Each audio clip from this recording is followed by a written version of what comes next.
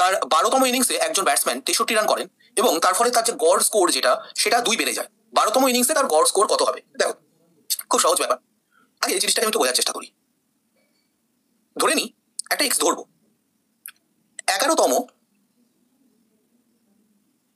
Innings পর্যন্ত তার গড় রান ধরে নিচ্ছি এক্স।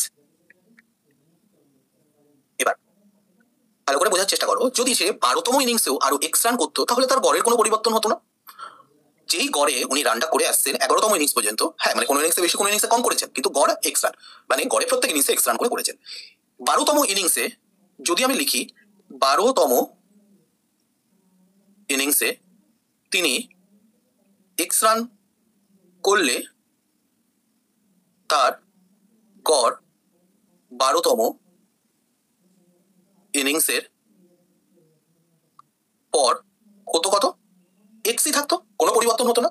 উনি এক্স গড়ে রান করে আসছেন, গড়ে এক্স রান করে আসছেন 11তম ইনিংস পর্যন্ত। 12তম ইনিংসে উনি এক্স রান করলেন, তার কোনো পরিবর্তন হলো। কিন্তু পরিবর্তন হয়েছে, তার গড় স্কোর 2 বেড়ে গেছে। তার মানে কি? গড় স্কোর 2 করে বেড়ে যাওয়া মানে কি?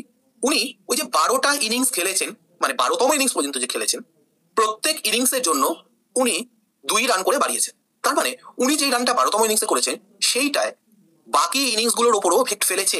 কারণ যদি এক্স রান করতেন তাহলে তো কোনো এফেক্ট ফেলতো না, কিন্তু এফেক্ট ফেলেছে। কেন? উনি কিছু এক্সট্রা রান করেছেন, এক্স রান করেননি। তার মানে ওই 12টা ইনিংসে প্রত্যেক ইনিংসে উনি 2 করে রান বাড়িয়ে ফেলেছেন, তার জন্য গড়ে তার 2 রান বেড়েছে।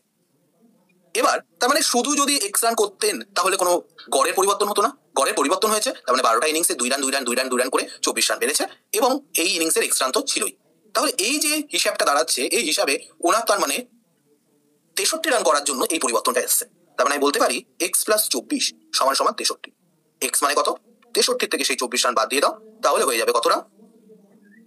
39। তাহলে 11তম ইনিংস পর্যন্ত ওনার গড় রান ছিল 39, কারণ 11তম ইনিংস পর্যন্ত গড় আমি এক্স ধরেছিলাম। এবার বলেছে 12তম ইনিংসের পরে গড় কত হবে, আবার বের করবো না? 2 রান বেড়ে গেছে না বলেছে, তো তখন হয়ে যাবে গড় আরো 2 বেড়ে যাবে। 19-40-এর সঙ্গে আরো 2 যোগ করে 41 করে দাও, তো এখানে 41 হবে। 39 অপশনে যদি দিয়েও দিত, ভুল করেও সেটা কিন্তু মার্ক করা যেত না, কারণ সেটা গন্ডগোল হয়ে যেত। ওকে, আচ্ছা। তো এটাকে তোমরা যদি কেউ পুরোপুরি একদম এক্স ধরে করতে চাও সেটাও করতে পারো, যে একদম পুরো অপশন ধরেও এখানে টেস্ট করা যেতে পারে, সেটাও কোনো সমস্যা নেই। অপশন টেস্টিং এর মাধ্যমেও এখানে হতে পারে। ওকে, যে এখানে কত গড় রান হলে 2 রান করে বেড়ে 12তম ইনিংস পর্যন্ত রানটা 41 আসতে পারে, এটাও করতে পারো। কিন্তু আমার মনে হয় ক্যালকুলেশনটাকে যত ছোট রাখতে পারবে, পরীক্ষায় তোমার সময়ও কম লাগবে এবং তোমার কাছে হেডেকও কম হবে। তো এই ক্ষেত্রে এটা সবচেয়ে ইজি ওয়ে বলে আমার মনে হয়।